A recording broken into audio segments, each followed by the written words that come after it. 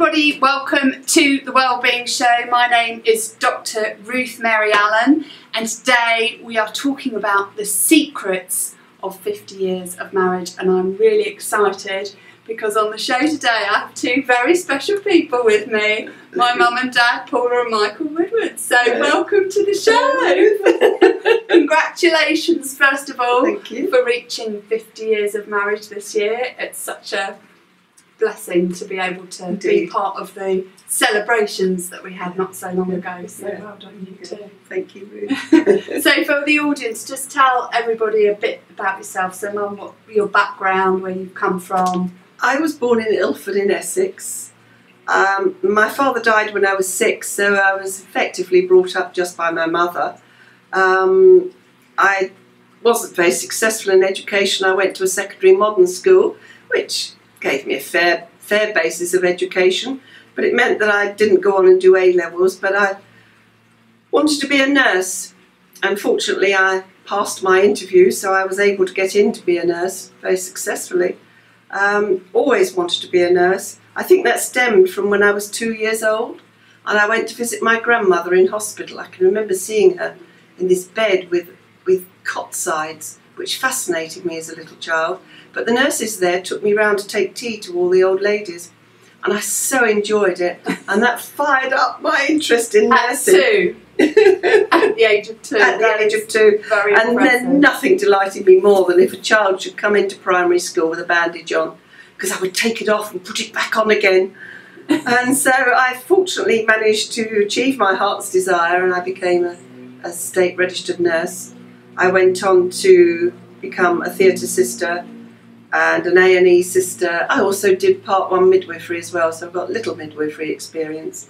And where did you get up to just before you met my dad? When I met your dad, I was a sister in A&E. Wow. Yes, a young sister. I was one of the youngest. Wow. Yes. Yes. Tell us a little bit about yourself then, Dad. Well, I was born in Wimbledon at the beginning of the Second World War.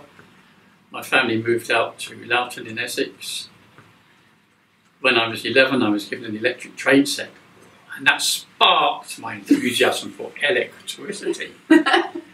So I followed a career in electrical engineering. I joined the electricity board as an apprentice, and they sent me to college. I then became an engineer with them. I then moved on to join Lloyd's Register Shipping. From there I went to the oil industry, designing oil rigs. Had a lovely time doing that. And at what point in your career did you meet Mum? Where were you up to? I'd finished my apprenticeship and I was a young engineer with the electricity board. Brilliant. So how did you two come to meet each other and know each other? Well, we both became members of the Young Conservatives Club, which was a drinking and talking club. And that's how we met, really. We started doing jumble sales together and had a great laugh, didn't we? And that's how we met. The speakers would come and then we'd go off and have a drink. Okay. Now, I was going to go on holiday with her brother.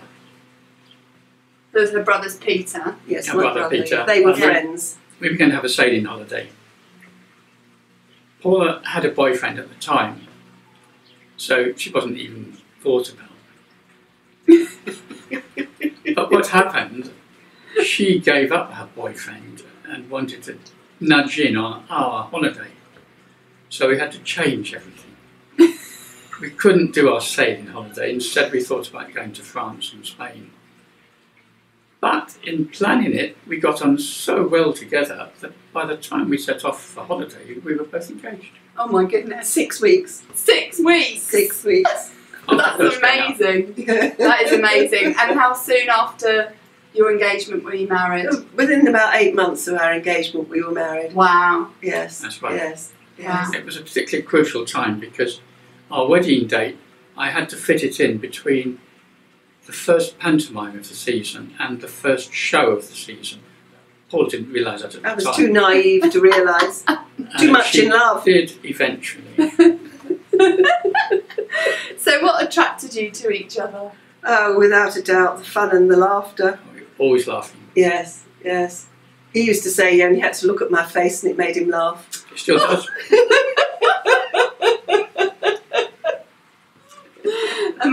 same for you, Dad? The laughter and the Oh, fun. yes. That's So, I was obviously realised I wasn't going to let this woman out of my life. You know, I'd had to marry her or lose her. fair enough.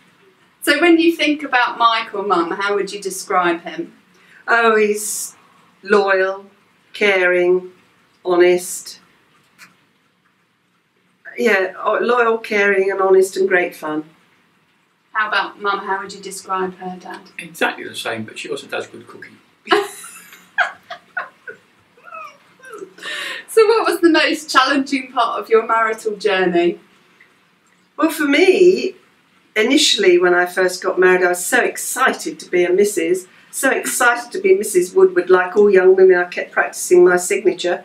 But eventually, it gradually dawned on me, particularly once my first child came along within the first year of marriage, that I was actually losing my independence and my identity. And that was something that I was without for many years, actually, until I could eventually do a part-time job. And then I started getting back my independence and started becoming a bit more of me. Okay. And what about you, Dad? Much the same. This was the problem with the day because, of course, we did what was the standard of the day. The father went off and he did the work, brought the money in. The wife stayed at home, looked after the children, did the cooking. That's what it was in those days. And I didn't even think about it being any different. Okay. And it's only in recent years that I've realised just how much I put her through without realising it. Yes. So are there any particular challenges that you remember as part of being married for you? Because obviously you were the person that provided. Yeah, we didn't have any serious money problems, but we did, and we sorted them out.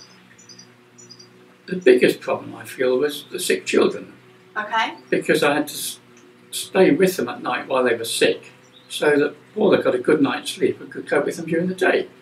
This is part of the give and take Yeah. that just carries on in life. That must have been incredibly tiring. Yeah, the part of supporting each other. Yes. Yes. So, knowing what you know now, would you approach marriage any differently?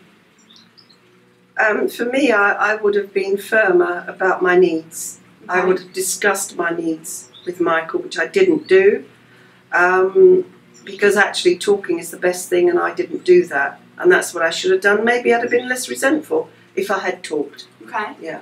What about you, Yes, Dad? I should have been more tolerant of Paula's needs. Okay. And I hadn't realised she'd lost her independence. I think you didn't know you didn't have the no. awareness, did you? Because I hadn't made myself clear, and I should Okay. have done. I would now. Okay. And what was your biggest lesson as part of being married?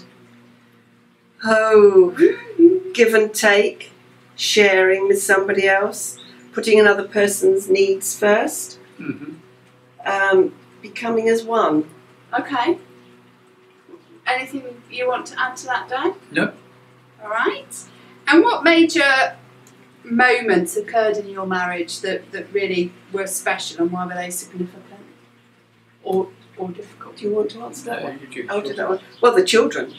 I Okay. had 3 very special moments in my life with my children. There were other times when illness affected it, and So that happened when you were quite young, didn't it? Yes. Quite early on in marriage. yes, and we both had periods of illness where we had to support each other. And watching my children grow up. It was brilliant watching my children grow up. Anything for you, Dad? I remember the first child being born. I wasn't there at the time, but I was told that she had been born, and I rushed up to the hospital in the car, braked violently, crashed into the wall of the hospital, not too seriously, and then went in to see this little, what I thought was a bush baby. And when I collected Mum and baby to take them home, I very carefully took them down all the side roads to avoid the heavy traffic on the main roads, which at a time of ice and frost and snow was perhaps not the best decision. And I know that's been a common theme in terms of your driving navigational skills, as picking the side roads rather than the main roads. If you say so. I've come to learn to accept that shortcuts are not necessarily short. Based on what you know now, what would you advise your younger self to do more or less of? I would try to be a more tolerant and listening parent.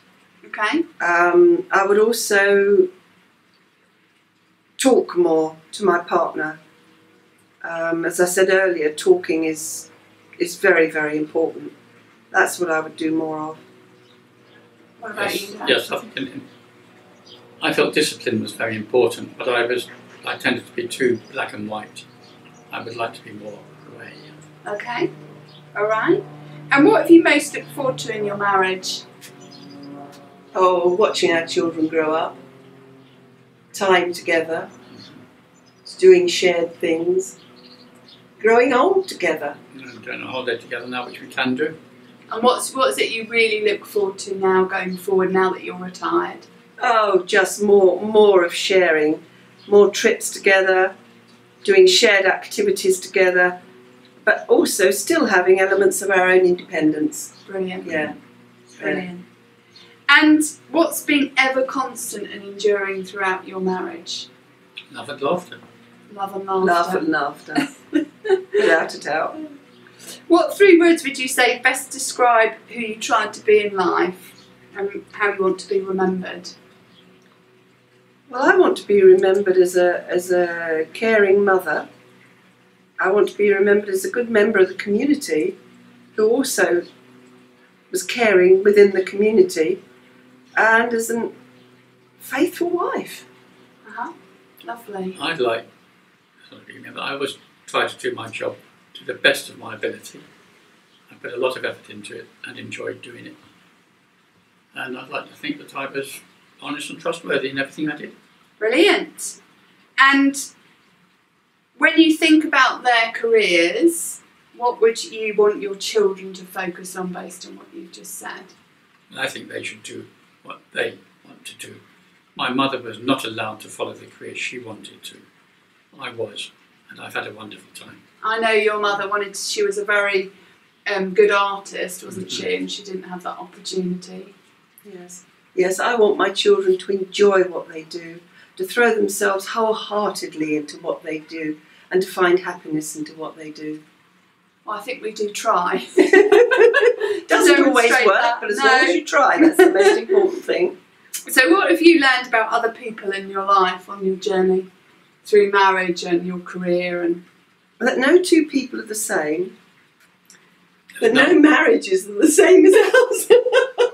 There's not so queer as folk. That's the queerest folk.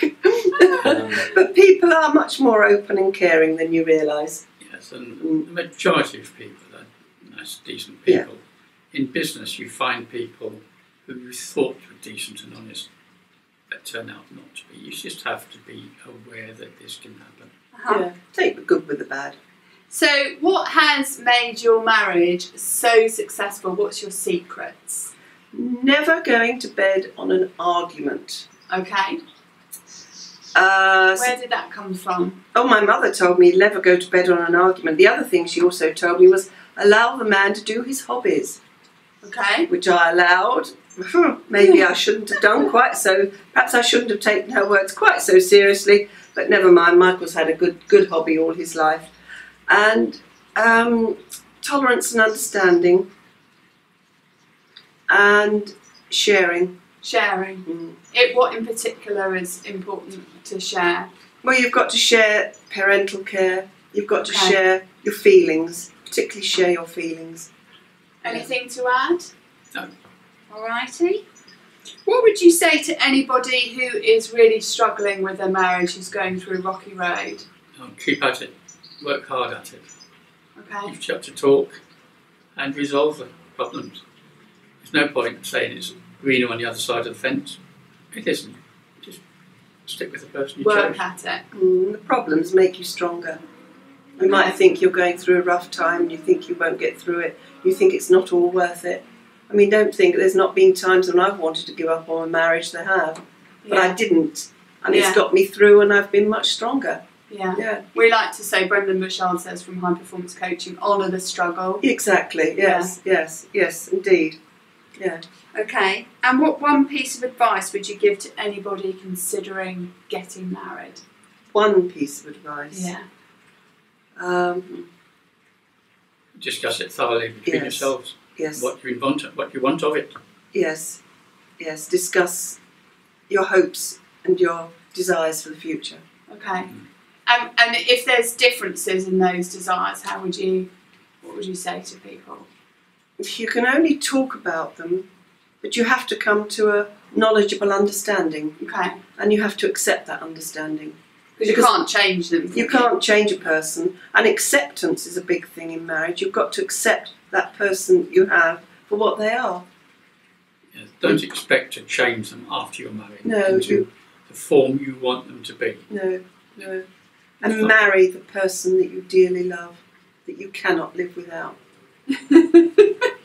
So you heard it here from the specialists in marriage, 50 years of marriage and still going strong, still laughing, as you can see. So the 3 things that they said is to make sure you marry the person that you dearly love and don't want to live without. Make sure you talk to each other about what your hopes and aspirations are, and that you stick it out through thick and thin, and they're as a supportive unit for each other.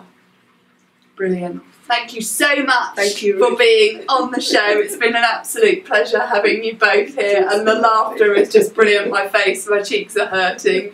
So that's it from us on the Wellbeing Show on this episode, which was all about the secrets of marriage.